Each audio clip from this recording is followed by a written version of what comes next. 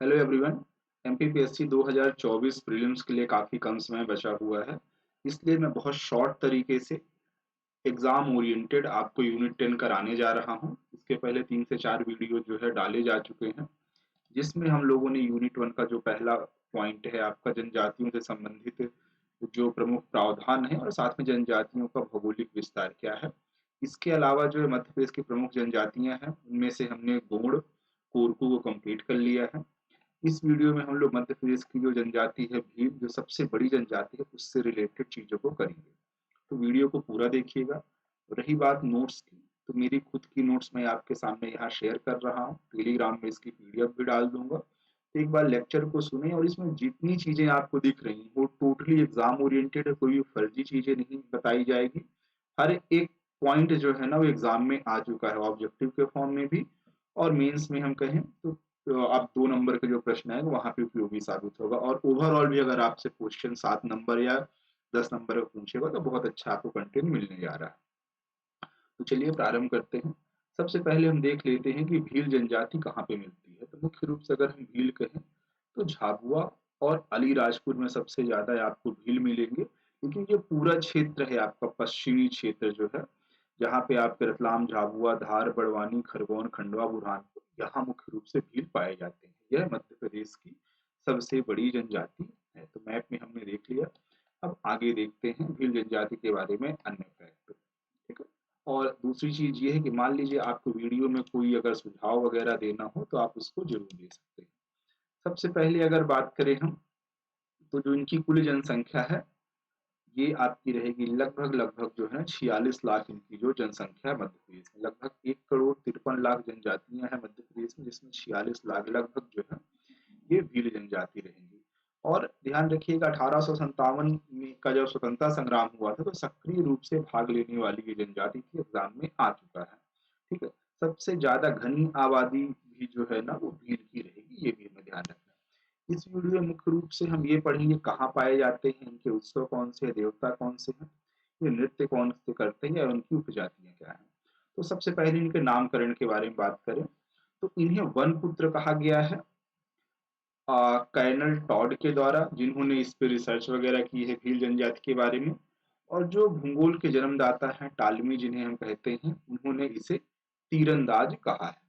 यह अगर हम बात करें तो धनुष, भील का अर्थ जो होता है धनुष, उसके नाम पर भी ये रहता है वनपुत्र या फिर तीरंदाज। आप इसको ध्यान रखिए, कर्नल टॉड ने वनपुत्र कहा है, टालमी ने तीरंदाज कहा है।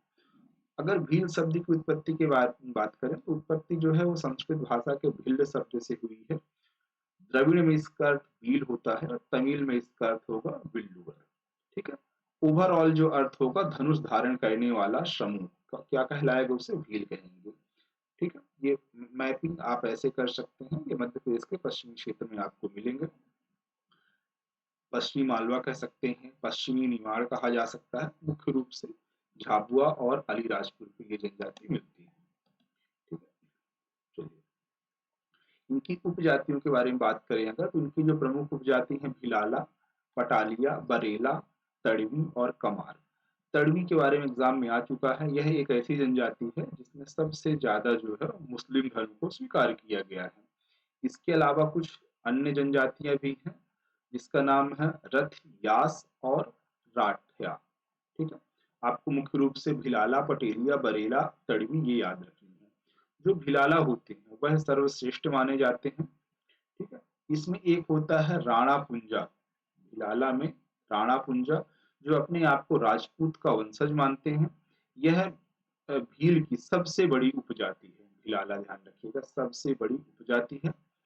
और अगर ये कहें तो अपेक्षाकृत जो है ना ये संपन्न है, मतलब पैसे के मामले में अगर कहें तो अपेक्षाकृत धनी नहीं है, अपने ही समूह में सबसे ज्यादा जो संपन्न हम कहें तो भिलाला रहेगा। ठीक है। जो ये कमार जनजाति, ध्यान रखिएगा कमार जनजाति, वैसे तो हम कहें कि मध्य प्रदेश में भील कहाँ मिलेंगे आपको, तो ये वाला जो पश्चिमी क्षेत्र, लेकिन एक इनकी उपजाति है कमार, जो कि मध्य प्रदेश के पूर्वी क्षेत्र आपको सीधी में मिल जाएंगी। ठीक है। तो ये भी फैक्ट ध्यान रखें, सिर्फ एक उपजाति है कमार जो आपको सीधी जिले में मिलती है। ठीक है। आगे देखते हैं। और ये सबसे छोटी की भी है, मतलब इनकी जनसंख्या सबसे कम है। भील की पुस्तक के बारे में बात करें तो द कमार पुस्तक जो है भील जनजाति भील की संस्कृति के ऊपर लिखी गई है, और जो इसके लेखक हैं यह हैं श्यामा चरण दुबे। बहुत इंपॉर्टेंट है, इसको आप याद रखिएगा।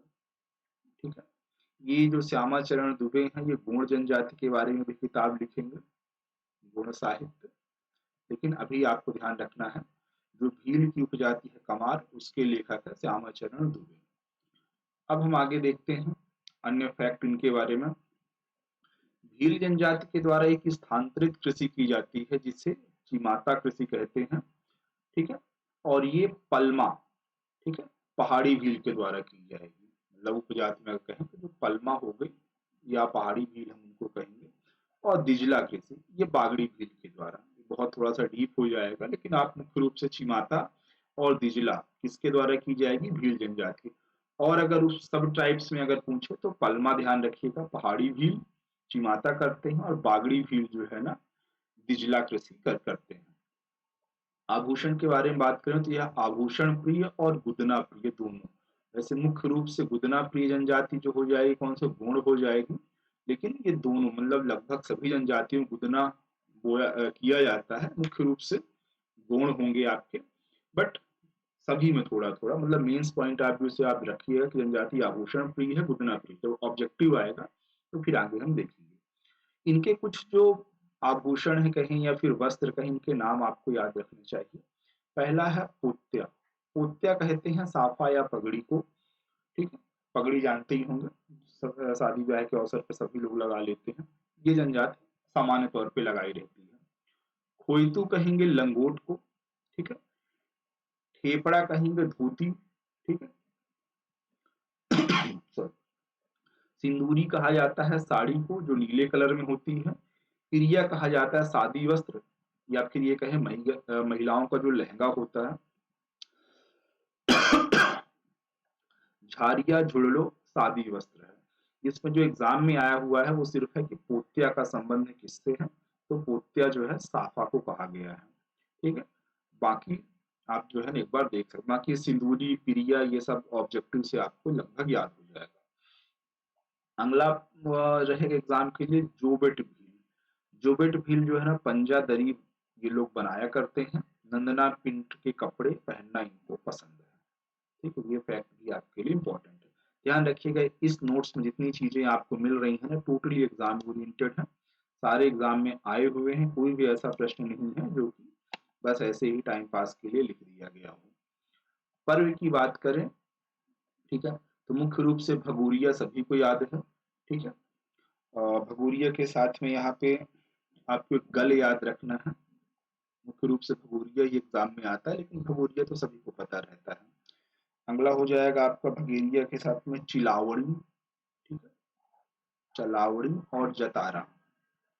तीन अगर मान लीजिए मेन से पूछ लिया गया कि भील पर्व के नाम बताइए, तो कम से कम दो तो याद है। एक भगोरिया याद होगा, एक आप जतारा या चलवाणी याद कर सकते हैं।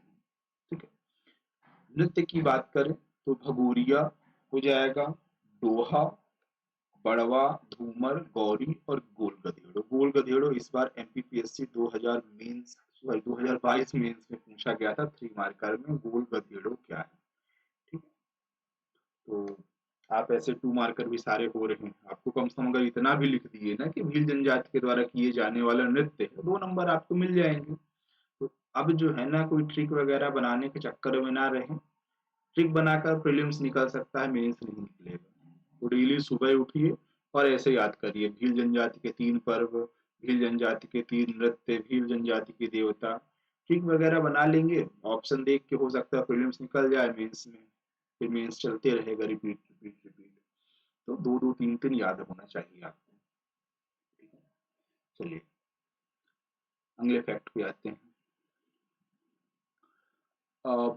ये प्रीलिम्स में पूछा गया था, तो यहाँ पे ऊपर मेरे द्वारा लिख दिया गया, भील जनजाति मुख्य रूप से जो है शिकारी और योद्धा होते हैं। मतलब क्वेश्चन ऐसा, कौन से जनजाति मुख्य रूप से शिकारी और योद्धा है, तो भील जनजाति। ठीक है, शिकारी वैसे पारिधी भी रहते हैं, लेकिन अगर पारिधी ऑप्शन में ना रहे तो फिर भील आपको करना चाहिए। इनके देवता की बात करें तो पहले देवता हो जाएंगे राजा पंथा, दूसरा हो जाएंगे डूगर बाबा, भीमट देव या भीलट देव। ये जो है ना कई बार एग्जाम में आ चुके हैं कि राजा पंथा किसके देवता। मुख्य रूप से आपको इस व्यक्ति को ध्यान रखना है, ये प्रमुख देवता है उनके राजा पंथा। बाबा डूंगर, भीमट देव और भीलट देव, ये तो लगभग आपको नाम से समझ में आ जाएगा। अब दूसरा ये अगर हम कहें कि जो भगत होता है, भगत कहें या मादीव, भगत मादीव या बदबू, ठीक है, भील मादीव या बदबू, ये सबसे पवित्र व्यक्ति होगा भील जनजाति का। कोटवार किसे कहेंगे, जो गांव का प्रशासक होगा, सरपंच को उसको कोटवार कहा जाए। ठीक है, आप इसकी नोट्स बना लें, पीडीएफ भी मिल जाएगी, लेकिन लिखते रहिए, अदरवाइज कोई फायदा नहीं है। रीति रिवाज के बारे में बात करें अगर, तो इनमें जो दापा होता है, दापा बोलते हैं दहेज प्रथा को, लेकिन ये दापा है ये ध्यान रखिएगा वर पक्ष के द्वारा दिया जाता है, वधु पक्ष के द्वारा नहीं, वर पक्ष के, मतलब मुख्य रूप से अपर कास्ट में जो है, जो वर होता है, जो लड़का होता है, वो दहेज प्राप्त करता है। लेकिन जनजातियों में कोल जनजाति को छोड़कर सभी जनजातियां जो है वहां आपको वधु पक्ष को जो है दहेज दिया जाता है। ठीक है, तो दापा क्या रहेगा, भील जनजाति में प्रचलित दहेज प्रथा है। तो जापा क्या होता है, जापा जो है प्रसव को बोलेंगे, मतलब जब बच्चा जन्म लेने की अवस्था जो होती है उसे हम प्रसव कह देंगे। फिर है अगला, आपको ध्यान रखना है सोऊ भरनू। सोऊ भरनू दहेज देने जाना, मतलब अगर कोई जैसे बोले ना तिलक में हम जा रहे हैं, सामान्य रूप से तिलक में क्या जाता है, दहेज ही जाया करता है ना, तो ये आप कह सकते हैं कि सोऊ भरनू क्या है, आपका तिलक व्यवस्था है। फिर है बकस भरण या बकस भरनू, तो ये एक सामाजिक सहायता है, एक मतलब ऐसा समझिए कि एक ग्रुप बना हुआ है भीलों का और उसमें कुछ पैसे वगैरह दे दिए गए हैं, तो अगर किसी को आवश्यकता वगैरह महसूस होती है तो बकस भरनू से सहायता प्राप्त कर सकते हैं। ये दहेज निश्चित तौर पे दापा जो है बहुत कम दिया जाता है, लेकिन आपको पता होगा जनजातियां जो है बहुत पिछड़ी हुई है, तो कुछ लड़के ये भी दापा भी नहीं दे पाते हैं, जिसके कारण उनकी शादी नहीं हो पाती। तो साथीदार योजना जो है 2016 दहेज को रोकने के लिए चालू की गई थी। इसमें मुख्य रूप से सामूहिक विवाह मध्य प्रदेश सरकार के द्वारा कराए जाते थे और कुछ गिफ्ट वगैरह दे दिए जाएंगे जो अभी भी दिए जाते हैं। ठीक है, तो दापा याद रखिएगा। कुछ जो इनमें विवाह प्रचलित है इनको देख लेते हैं। एक है आपका मिही बम्बू, मिही बम्बू जो है हरण विवाह है। खंदड़िया जो है घर जमाई, ठीक है। घर घुसनी जो है अपहरण विवाह रहेगा। उदाड़ी जो है हठ हठ विवाह, हाँ मैं तो शादी करूंगी तो इसी से करूंगी या इसी से करूंगा। मोर मदनी जो है बुजुर्गों की सहमति से, ठीक है, आप इसको अरेंज मैरिज से समझ सकते हैं, मोर शादी अरेंज, ऐसे याद कर लीजिए। गोल गधेड़ो जो है वह परीक्षा विवाह रहेगा। और नतारा जो है विधवा विवाह। तो मेरे हिसाब से नतारा एग्जाम में आने के चांसेस ज्यादा रहेंगे क्योंकि थोड़ा सा नया है और इम्पोर्टेंट दिख रहा है। बाकी गोल गधेड़ो एग्जाम में आ चुका है। ठीक है, चलिए कुछ अन्य तथ्य कहते हैं, जानते हैं। जो भील जनजाति होती है इनके घर को जो है ना क्रू कहेंगे, लेकिन जो सामूहिक निवास होता है, मतलब पूरा मोहल्ला अगर हम कहें तो इसे, या पूरे निवास स्थान को फाल्या कहेंगे। ठीक है, ये कई बार एग्जाम में आ चुका है, घर को क्रू बोलेंगे, निवास को फाल्या कहते हैं। ठीक है, इनका जो प्रमुख संबोधन है, मतलब क्या कह दो कि इनको खुश हो जाए, जैसे मान लीजिए आप कोई भैया चाचा मामा फूफा बोले तो अच्छा लगेगा, इसी तरह इनका जो प्रमुख संबोधन है, आप भील जनजाति के व्यक्ति को मामा कहेंगे तो उन्हें बहुत अच्छा लगता है। ठीक है, एक हमारे मुख्यमंत्री जी हैं, वैसे भील नहीं है लेकिन उनको भी लोग मामा कहते हैं। इनकी जो झूम खेती है, स्थानांतरित कृषि जिसे चिमाता कहा गया है। इनका जो प्रमुख पेय है वह ताड़ी और रबड़ी है। ठीक है, वैसे रबड़ी सभी को पसंद है और ध्यान रखिए एग्जाम में पूछ भी चुका है कि रबड़ी किस जनजाति का प्रमुख पेय है। ठीक है, तो ये जो है आपका भील जनजाति का रहेगा। एक गातले होता है, गातले जो है वह मृतक स्तंभ इसमें बनाया जाता है, लकड़ी का एक स्तंभ बना दिया जाता है, उसमें उससे संबंधित, उस व्यक्ति से संबंधित चीजों की आकृति बना दी जाती है। तो मृतक क्या रहेगा, सॉरी गातले क्या है, मृतक स्तंभ है भील जनजाति के द्वारा। और इन लोगों को नंदना प्रिंट के कपड़े वगैरह पहनना पसंद रहेगा। चलिए, अगला है भगोरिया उत्सव। भगोरिया उत्सव 7 दिन मनाया जाता है, होली के समय से लेकर बसंत त्योहार तक ये लगभग हम मनाते हैं। इसका जो प्रथम चरण होगा 2 दिन को होगा, द्वितीय चरण 3 दिन का और तृतीय चरण भी 2 दिन का होता है। जो पहले 2 दिन होते हैं उसे गुलालिया कहा जाता है। जो सेकंड 3 दिन होंगे उसे गोल गधेड़ू कहेंगे, और जो अंतिम के 2 दिन होंगे उसे उजाड़िया कहेंगे। गुलालिया में क्या रहता है, युवक युवती रंग लगाते हैं, रंग को हम बोलते हैं ना गुलाल, होली में गुलाल लगा, तो गुलालिया जो पहला रंग लगा दिया मतलब एक दूसरे को पसंद कर लिया, जाओ बढ़िया शादी उदी करो।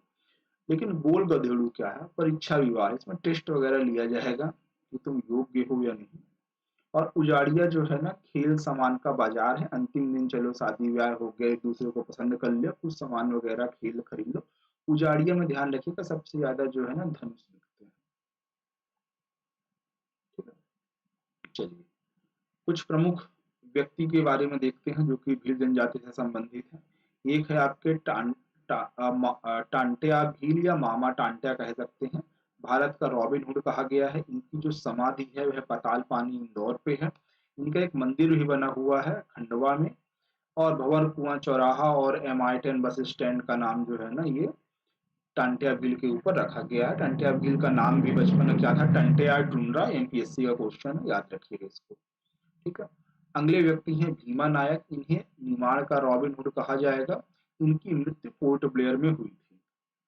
प्रेमा फाल्या पिथौरा चित्रकला के ये मतलब बहुत अच्छे चित्रकार हुआ करते थे, विदेशों में भी इनकी पेंटिंग लगी हुई है। तुलसी सम्मान इन्हें 2017 में प्रदान किया गया था। पिथौरा कला के बारे में ध्यान रखिएगा, जो घोड़ा होता है वह केंद्र में होता है। ठीक है, घोड़े के आसपास पूरी चित्राकृति होती है, घोड़े के जीवन तो वो मनुष्य के जीवन से रिलेट करके चीजों को दर्शाते हैं। तो मेरे हिसाब से भील जनजाति के बारे में सारे फैक्ट कंप्लीट कर दिए गए हैं। एटलीस्ट इतना अगर आपने पढ़ लिया तो कोई भी क्वेश्चन मेरे हिसाब से भील जनजाति से संबंधित आपका बाहर नहीं जाएगा। ठीक है, उसकी PDF टेलीग्राम में मिल जाएगी, एक बार सुन लीजिएगा, कोई डाउट तो कमेंट कर दीजिएगा। अंग्रेज जनजाति के बारे हम कोल जनजाति के बारे में पढ़ेंगे, और कोल की भी आपको इस तरह PDF मिल जाएगी। ठीक है, कोशिश यही है कि आराम से लिखते रहिए आप, ताकि ये सारी चीज़ें कंप्लीट हो जाएं और आपको भी अच्छे नंबर प्राप्त हों प्री मेंस दोनों में। तो चलिए फिर कोल के बारे में नेक्स्ट वीडियो में मिलते हैं। कैसा लगा जरूर बताइए, कोई सुझाव देना हो वो भी आप दे सकते हैं। चलिए, थैंक